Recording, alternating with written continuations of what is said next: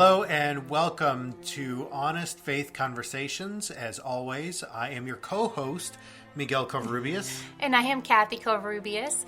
And today we're going to talk about Black Mirror, Episode 2, Season 3, Playtest.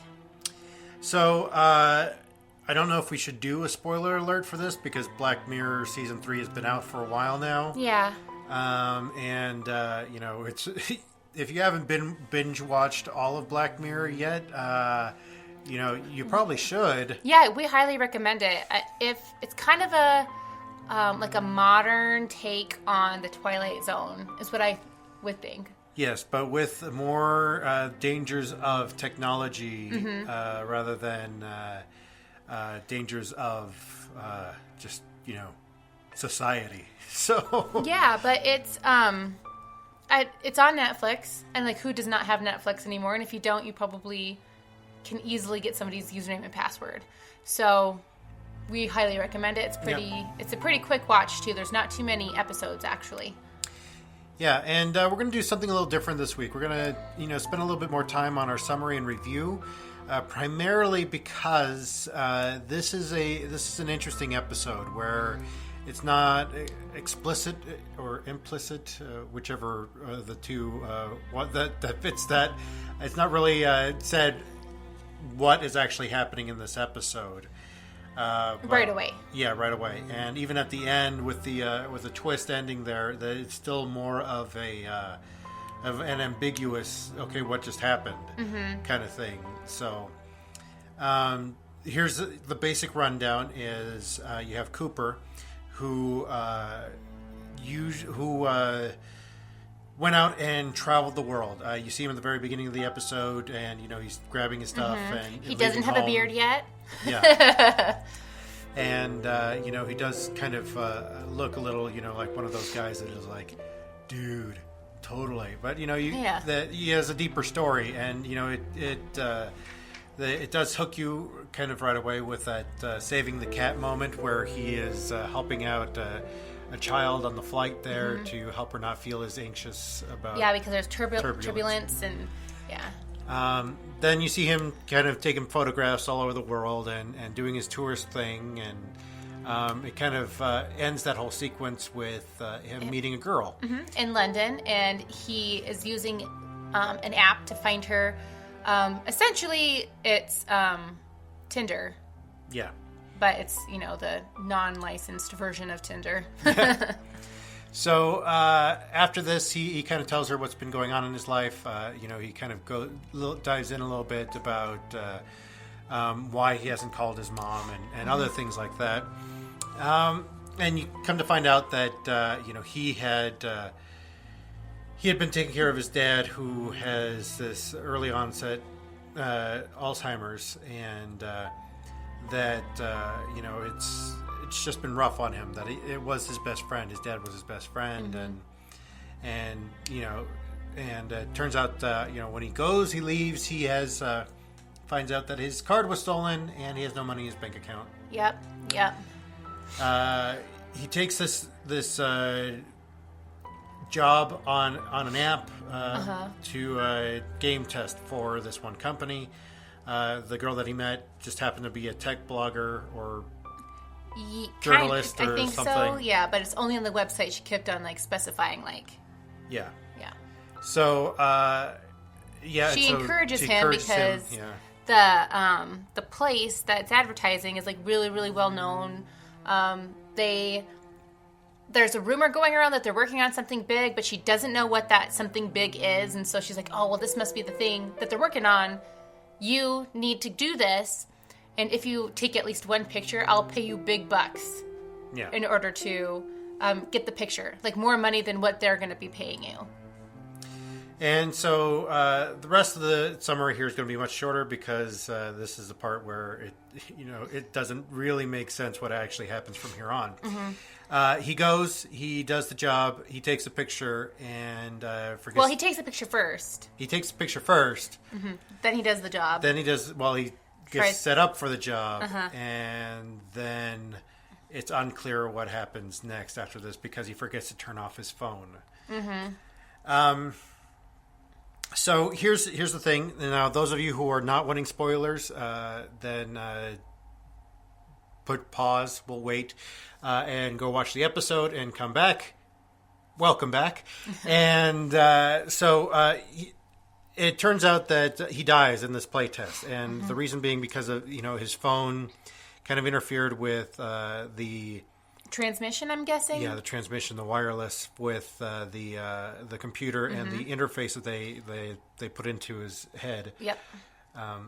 Which it said it only took zero point zero 0.04 seconds, and so my whole take on this thing is that this is both the computer messing up and his own brain messing up. That I feel that this is his kind of like pre-existing assumptions about what this is going to be like, because he found out about this game tester or this game company, and that this game company made one of the games that he used to play with his friend in the basement, and that was this horror game.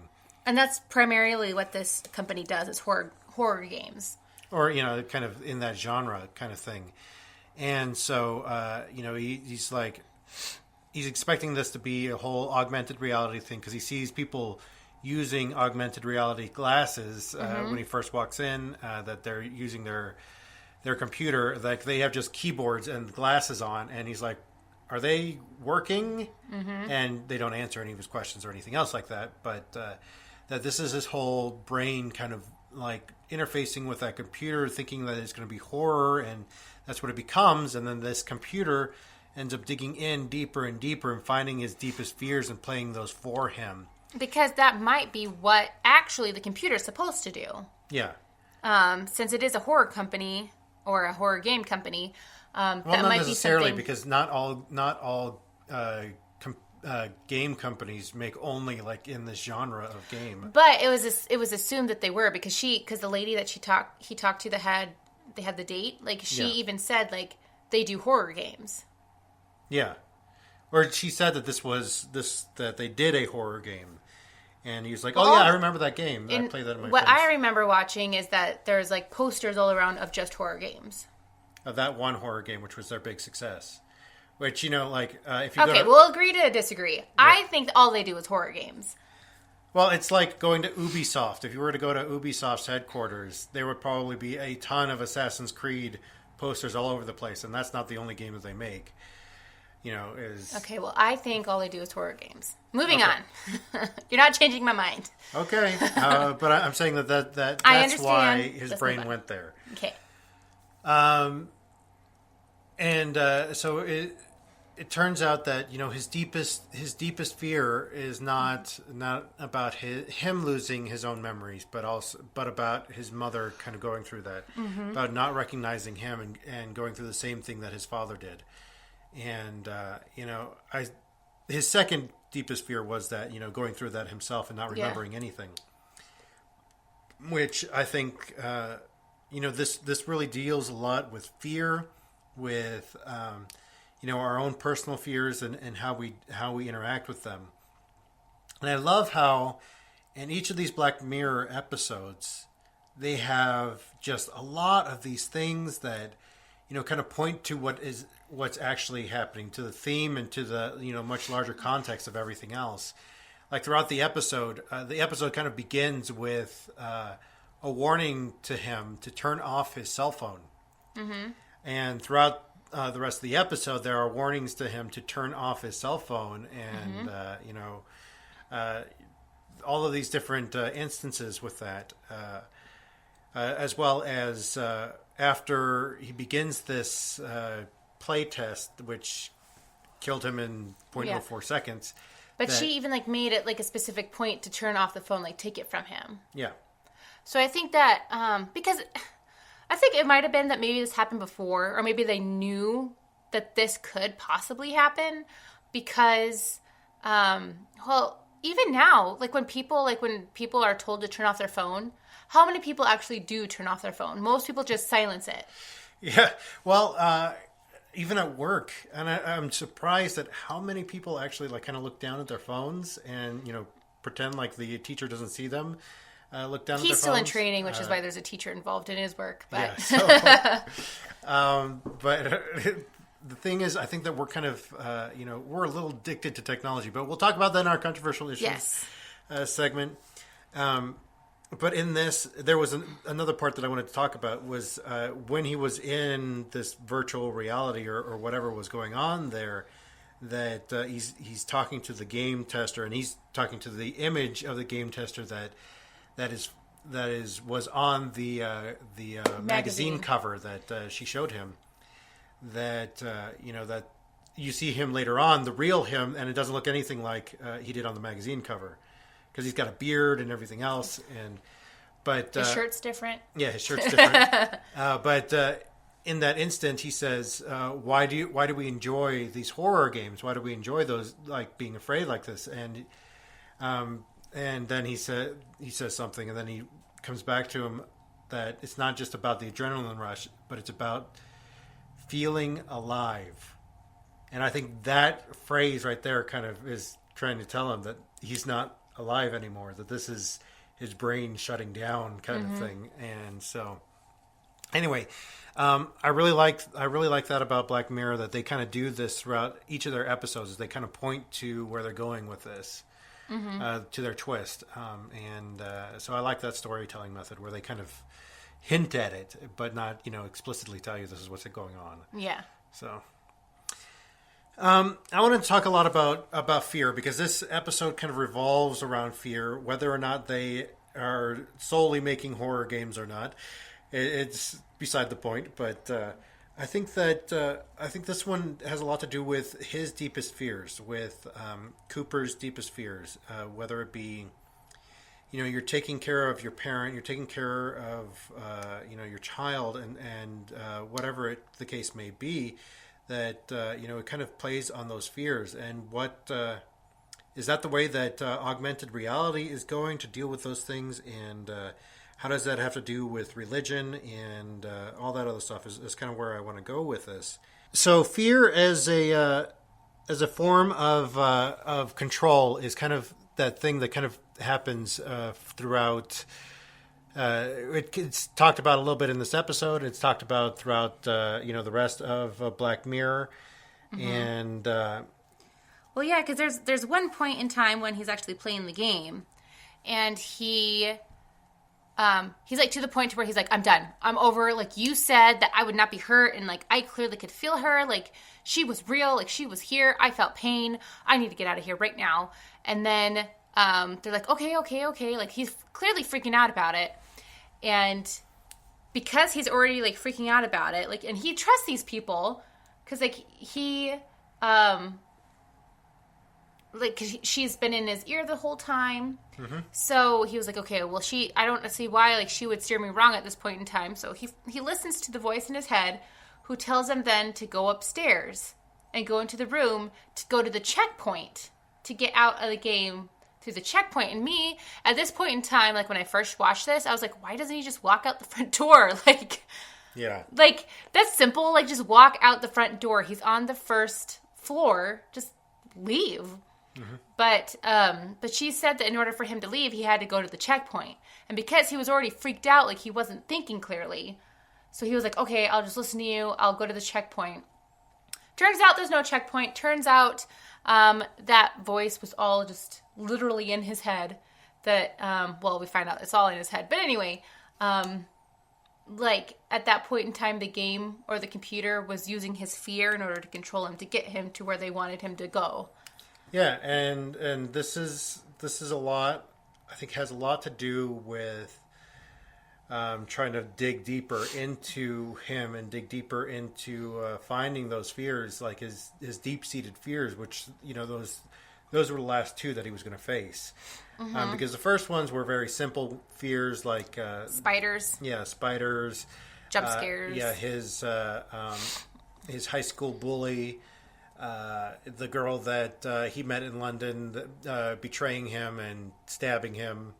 Which he really should not have any reason to fear her yet, because she hasn't actually done anything. But yeah, but those are simple fears, and then it gets that more complex. That he talks about his mom before going into the checkpoint room, and then it begins to play with his memory, and that's the deep-seated fear of becoming like his father. That Alzheimer part of it was that, that deep-seated fear of I don't want to lose my memory. I don't want to lose my brain. And this is another one of my fears, is that I have relatives who are struggling with some of these brain issues with the dementia and stuff like that, and that it's scary to me. I don't want to lose my brain. I don't want to. That's one of my deepest fears as well. Is that that's all that I have. That's how I interact with the world is through my thoughts. Yeah, and unfortunately, like those, as you get older, if you don't have somebody who's there to help take care of, like your business matters, it starts to get scary because you forget the things that you were told, and you forget exactly what you said. Like there's been several instances in in my day-to-day interactions, helping the customers that I've helped like throughout the years, where I'll tell them one thing, and then 5 minutes later they'll bring it up again, and then I'll be like, I told you this already. This is what it is. And you can kind of see that like they'll start to get frustrated and angry, and they're not necessarily frustrated and angry at you. They're more frustrated and angry that they're not understanding it. Yeah. And, this is, I think this is some reason why, we need to get more money into Alzheimer's and dementia research, is that, the brain is us essentially. And I think that's, for me, it's really scary. But anyway, moving on to why religion, what religion has to do with this is that I grew up in a church, and I'm sure that many of you have interacted with this, that used fear to evangelize and control its constituents. And I'm gonna just leave it at that, because this is a controversial issue. I will bring this up again after we open up the controversial issue segment. But so just a warning that this is a little bit controversial, but that using evangelism through fear is that more often than not, many religions will do that nowadays, especially ones that have embraced Western culture with the church and the United States and everything else. Is that we are very consumer driven. Yep. in this country and in our society, and our philosophy even is that marketing is creating a need for something, and even if you don't have that need, it's creating that need and then filling that need, and it's very easy to do through fear. Well, and some churches, especially the prophet gospels, whatever they're called, where like you give to the church like this amount of money, and then you will be blessed with X amount of money because you gave it to the church. The seed. Yes. And I mean, especially the ones that are. Those are it's just a scam. It's a scam. And but if you like those people, like they'll give them money, and then then they'll ask for a little bit more and a little bit more, and then at a certain point, most people are like, okay, I can't give anymore. I don't have any more to give, and then that's when the letters start to become threatening. Yeah, and then that's when they try to play on people's fears of being kicked out of the church, of not being prayed for, of possibly not being able to go to heaven, which in my mind, God doesn't care about money, but anyway. Well, yeah, and that's where it plays on this whole mindset of the Western culture. The marketing mindset was that creating that need is saying that, oh, this is why I this is going to be a long story that I'm not going to go into right now. This is why I don't really believe that hell exists the way that Dante wrote about it, because I think that was a manufactured hell. That's a manufactured place where you're saying there's this need for the afterlife for you to have God in your life, rather than our everyday need of connecting with the divine, our everyday need of connecting with something greater than ourselves. Is that it's creating this manufactured fear in us. And quite honestly, it's a surface level fear. Once you get past that fear, then you're kind of you realize there's no need for this small God that you had before that only takes care of that small fear. Yeah. And so I think that's a real danger in that. But I'll talk about that more in our controversial issues segment. So and next, I wanted to talk about technology and religion. First, this issue with almost every single Black Mirror episode is: have we gone too far with our technology? Yeah. Which Like what oversteps bounds? yeah, if you've watched all of Black Mirror, if you binge watched it like we did, this I think fits into the larger Black Mirror verse. With I think that the mushroom, as they called it, is the precursor to the grain, the one that is implanted behind the ear. Oh, yeah. And so I think that this is kind of that next step before that. Which that's another episode that I want to talk on, but that was hard to get through, and I don't think I want to watch it anytime soon. Yeah. Really. But have we gone too far with our technology? That's a big question. You had said earlier, and I agree, I don't think we've gone too far yet. Like, there's still many things that we can take advantage of in terms of technology. I think there's certain aspects of technology that certain people like control their lives a little bit more than they should, but I don't think it's necessarily a bad thing yet. In like general, like society wise. Yeah, and there's this point where, and I think this is like what I was alluding to earlier with people always looking down at their phones. I think that it's not have we gone too far, but the question should rather be is how addicted are we to our technology? Mm-hmm. How addicted are we to these things? And they're just things. And is the advantages worth it? Like, if with all the disadvantages that come along with it. Well, and I think that they advance our life in a good way. I mean, we're always connected now. If we need to get a hold of somebody, we can pretty much get a hold of them at any time because they have cell phones. And even now, like, our family right now is spread all over the country. There's like a certain cluster that's coming together due to other reasons, but for the most part, we're all over the place. But because we are still connected with Facebook and with Skype, and we can still call each other, it doesn't feel as scary as it would have been, like, say, 100 years ago. Yeah. And we had moved across the country. Like, then we would not have any ties to anybody. Yeah. And it would take, like up to a week in order to get a letter from somebody, you know, from where our family is now. So more than that. I mean, now it's 5 to 7 days, 5 to 7 true. business days to get your mail. But before computers became much more prevalent, it would be a lot longer to get your mail because they had to figure out exact zip code and where which truck they need to put it on and all that other stuff, rather than computer automation of things. So there are a lot of advantages to technology, but there's also that disadvantages where I just heard in the Hidden Brain podcast I think it was 2 weeks ago maybe, it was this last week where it was 2 weeks ago. Sorry, but that we're being more disconnected because of our technology. Mm-hmm. Is because of the way that we use Facebook and the way that we do these things, is that it's all a curated version of ourselves. That most people don't post the bad stuff that happens to them, or or when they do, people like roll their eyes, or they they don't offer help. Is that because nobody does that? Mm-mm. You're offering a curated version of you rather than the actual version of you. Well, and like you said, if you do post something that is negative that's going on in your life and you are seeking help, you'll get ridiculed, or you'll like have people who just, aren't going to say anything because, how dare you like mess up their happy feed. Like, well, the way that the episode went, it talked about how when we compare our lives to somebody else's life, that's when we're ultimately becoming more sad.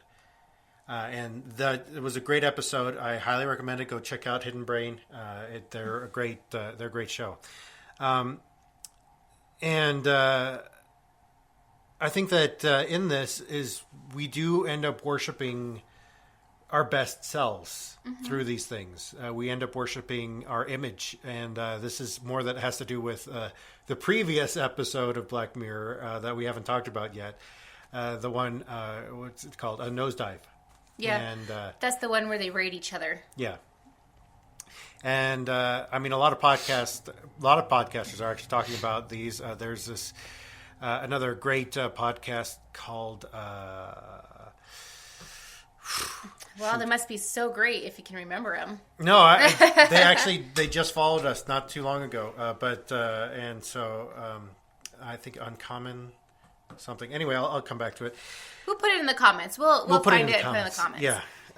Is like then they do about the philosophy of Black Mirror, and so this was some question that I wanted to think about, and this one was that do we worship our stuff, and this has a lot to do with religion as well, is because churches are deathly afraid of technology. I would say is that there are some churches that do, and some churches that wholeheartedly embrace them.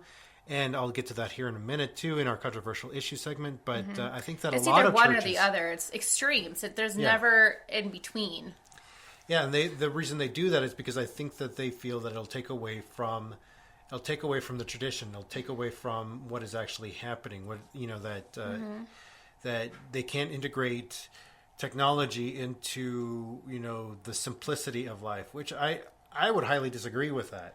I think that technology can be integrated into our lives very easily, and that even in our worship, even the things that we do in our churches, that that it can be a help, unless we let it take too much control from us. Yeah, like we're not big fans of the worship service where it's essentially you're going to a concert. Like, yeah, we'll get to that in a second here.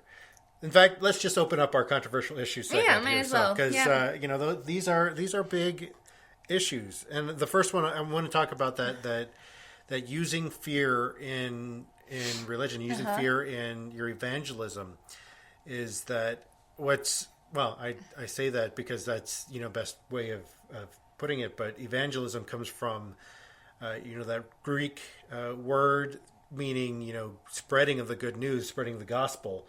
The Evangelion, which it's talking about what is good, and using fear isn't telling about what is good. No, it's saying, oh, but what if you were to die tonight? And this, I remember this vividly from my childhood because this is what we were taught to do to evangelize people, is to ask them, what if you were to die tonight? Do you know where you're going to go?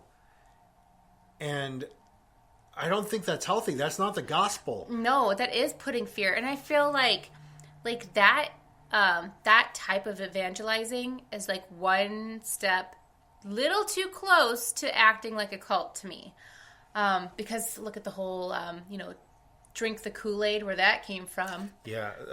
Heaven's Gate is a completely different topic, but still, like they used fear. And like the reason why they were able to convince so many people to commit suicide, to literally drink the Kool-Aid, to give the drink to the children, was because that they're like, we're going to be pulled apart if this goes out, so we might as well just die. Yeah, I think the scariest thing is that they have a website. Still? And it's maintained. Yeah, that's scary. Oh, gosh. So much of the time, and my only experience is with the Christian side of things, and those of you who are from different religious backgrounds, you can let me know how it works out with other religions. But in the Christian sect of things, is that a lot of it is about that fear of the afterlife, the fear of where you're going to go, and this fear of Dante's image of hell, of these devils with pitchforks and torture and all this other stuff. And I think it's more should be saying, hey, no, the good news is that the divine is here, the divine is now, that the divine is there with you through everything that you're doing. And I wrote about this week, and my blog post was more about finding myself, but that was part of it, was that I believe that the divine is in every moment, is here with us, is that word Emmanuel, God with us. Mm-hmm. And specifically in the present, just being in our everyday moments and in our everyday interactions. So anyway, that's part of my controversial statement on this is that don't use fear in your evangelism. So another one that we touched on a little bit is the using technology in religious services. Yeah. Is that I am a big fan of using technology in your religious services because I think that helps you to maintain relevancy. Especially in terms of like musical instruments. Like I have no problem with having an electric guitar like in a worship service as long as it's, you know, used nicely, you know what I mean? Like, and it's not about the Jesus is my boyfriend exactly music. Like I don't have any, well, even more like somewhat more modern music I have no problem having in a worship service. I mean, even at the Catholic Church that I grew up on, like we had more modern music than some other churches, but I also feel like the churches that have all modern music like kind of forget the simplicity and the beauty that was the old hymns. Well, and I wrote a very controversial blog post 2 weeks ago, and I talked about it last week in our episode. But is that I think that our status quo standard Sunday morning church services are not working anymore. And there are stats to back that up, is that millennials go for the sermon. They go for, something, an in-depth insight into their own lives, if they go. Yeah. And more often than not, they don't go because they can't garner anything from that. And I think that, my idea of what church should be is more of a discussion, is more of a coming together into a community. Not just being talked at. Yeah, not just being talked at, but, more discussion. Is that those with rows of pews and having somebody up front giving you their interpretation of Scripture rather than a group journeying together through that Scripture, I think is a complete disservice to where we are in our culture. And I think that has a lot to do with technology, is that, look at the way that we do work now. It's all about crowdsourcing. Most of our stuff is that most companies will throw out an idea and crowdsource it and be like, is this a good idea? They focus test it with groups of people. It's not just, oh, this is a good idea, I'm going to put it out there. I mean, if Apple were to do that, I'm pretty sure that, it'd be okay for them, but, like anybody else, it's gonna flop. If you have a good idea and you don't have something to back it up with, you're ultimately failing. Well, and then how are you going to improve that idea? Consumerist mentality. And how are you going to improve that idea if you don't like talk about it and get other people's perspective on it? Yeah. So I think I see where that is a good thing. Well, here, even in this episode, that's what he's doing. He's focus testing a game. Yep, and he's clearly not the first one because at the very end, like, it makes it seem like, other people have done this before. Yeah, the other people have tested it and haven't had this issue because they turned off their cell phone. Because so, the moral of the story is turn off your cell phone. Yes. Well, he could have easily just turned it off after he took the picture. Like, it takes 2 seconds to hold down your button to turn off your phone. Yeah, I know. He really should have just called his mom back. Otherwise, this whole thing would not have happened. Yeah, I'm sure she would have given him the money to fly home. But anyway. Yeah. Then another thing is it kind of ties into this, what we've been talking about, is the entertainment versus worship. Is that a lot of the comments that I got on my blog post were about how could you support entertainment in worship, and and I was like, no, that's not what I'm talking about. Is that ultimately plays into the status quo. You're keeping people in their lines in front of this main central focus point rather than a focus point that includes everybody. Yep. I think that when the worship service became about entertainment, that's when we lost our way in the church. Too much of the church has become about, we're going there, we want to be entertained on a Sunday morning. We want to hear good music. We want to hear a good sermon. That we want to do things that make us feel comfortable, make us, be okay. And yes, that's a controversial issue because, we're okay with the status quo. And when you buck the status quo, people, don't like that because it makes them feel uncomfortable.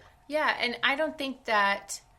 I mean, you should feel comfortable like being at whatever worship service you're at. Like, Yeah. I feel like you should be comfortable to a point, but I feel like you should not be so afraid to feel discomfort if something does come up. Yeah. Like, there's some churches where like even if a kid like just talks out loud, like all of the old ladies like gasp in horror. Like it's okay. Like the kid just is talking out loud. Like they're not harming anybody. Like calm down. Like it's not that big of a deal. Oh, and there's this beautiful quote, and I can't remember the full of it right now, but it's about how the gospel and Jesus' teachings were dangerous, and that when you go to church on Sunday morning, you should come with a helmet, and you should come with be strapped into your pews, because ultimately you're going for a ride, and it's dangerous. It's a dangerous ride, and that's a beautiful thing, is that we have forgotten that we are playing with dynamite on Sunday mornings, and it's become safe, and that's the problem, is that it's become safe. Yeah, and you always hear like, that whoever's giving the sermon has like a backlog of all the sermons they've ever done. And I even know there's actually like subscriptions like for sermons. So you don't even have to write your own sermon sometimes. You can just like put in the topic you want to do, put in the passages that were being read, and then like out pops like somebody else's sermon that you can pretty much adopt to your own. Yeah. Which I just want you to know, I never really did that.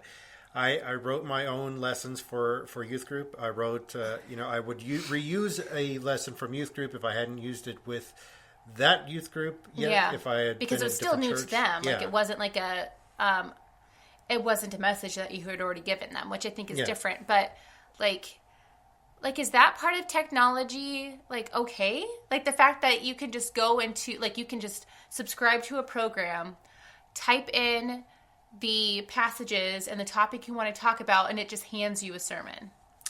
Yeah, that's where I feel like it's gone too far. Is that I think there are of these moments where we rely too heavily on our technology to do our learning for us. Mm-hmm.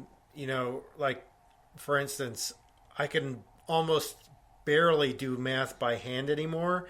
That I need to have that calculator with me, and there's a part of that I kind of weep a little bit for myself. That I feel like I kind of worship my calculator in that moment. Is that I wish that I still had the ability to do math that quickly in my head without having to write it all out. As multiplication tables. I remember memorizing all of them, but now I can. Yeah, having to do like 100 of them in a minute. Yeah. Or the complex math that is needed to do for the things that we do every day at work, and that I couldn't do like as fast as a calculator could do it, and and I think we rely too much on technology to do our learning for us, and I think that's what ultimately each of the Black Mirror episodes kind of touches on a little bit. Is that we rely a little bit too much on technology to do this stuff for us when we should be doing that for ourselves. And I think that more or less it does, like in the grain episode, where it does the remembering for you. Maybe Cooper was that we're realizing that that's what the testing was, that computer interface could do, is that it could remember, it could bring up memories and could do manufacture memories and stuff like that. Which, by the way, the one thing that really made me kind of terrified in this episode was that last kind of scene there. Is when she's typing in what happened, and her comments were called mom, and that's one of those things that he finally called mom in a way. He called out to his mother. But he really should have it from the beginning, and that kind of was that little bit that are our relationships that strained that we can't just talk to somebody, even we know we love them, and we know that we don't maybe relate to them as well as we did, but we shouldn't. I've had, it kind of reminds me of like if you have it like in your back of your head that you should like contact somebody, you probably should. Yeah. Because, like, I don't know, I might get a little sad here, but I actually had a friend from college who committed suicide a few years back, and before she had passed on, like, I had actually thought about calling her the week before just to see how she was doing. And then I was like, nah, I won't. That's okay. Well, and that was something else that I think was brought up in that podcast episode that I had mentioned earlier from Hidden Brain. It was a 1A podcast from this last week. Was that even if it's just calling somebody, if you feel like you should call somebody, call them. It's not impeding on their life. Yeah, it's helping them. It's really. Because they feel like they would impede on your life to ask for help. Yeah. And it's okay to ask for help. And we've talked about this, before in some of our other episodes, but, it's so hard to ask for help. And, if you feel like calling somebody, call them. Say, hey, you're not intruding on their life. And if you are, I'm sure that they would tell you. Anyway, we need to wrap this up because we're running out of time. But speaking of calling... you can call us and leave us a voicemail because we would love to hear from our listeners. We would love to hear your voice and have you be a part of one of our future episodes. If you have something to add about this particular episode or any of the other episodes that we've done before, give us a call. And if you agree, if you disagree, doesn't matter. Yeah, and our phone number is 720-372-3879. And that is a Google Voice number, so when you get through, it'll say, this Google Voice subscriber is not available. And after that, just leave your voicemail, and we may play it on a future episode. Even if it's to plug your own podcast, that's okay. We're cool with it. We're here together. Yeah, we'll support you. Find us on social media. We're on Facebook. We're on Twitter. We're on Tumblr. I don't check our Tumblr that often. We do have a subreddit. I did make that subreddit a few weeks ago. We are not on the Instagram. We are on the Instagram, but I don't check that a lot. Oh, we are on the Instagram. Yeah, so we're almost anywhere on the social media. So go find us. But Facebook and Twitter is probably our main. Yeah, our main go-tos. Yep. And the website too. Check out the website. Miguel's blog posts are there. There's other things that he's working on the website as well too. Past podcast episodes are there as well. So check it out. Yep. TheHonestFaith.com. And right now we are working on Westworld. We wanted to do Westworld this week, but we are in the middle of it, and we haven't finished binge watching. We haven't had a whole lot of time to really do that. So there is a lot in there. We're gonna have to wait until the very end to make an episode of it, but it's coming. It's coming. That's coming soon. Maybe next week. It may not be, depending on how far we get. Yep. So with that all that being said, we invite you to come and join the conversation. Bye.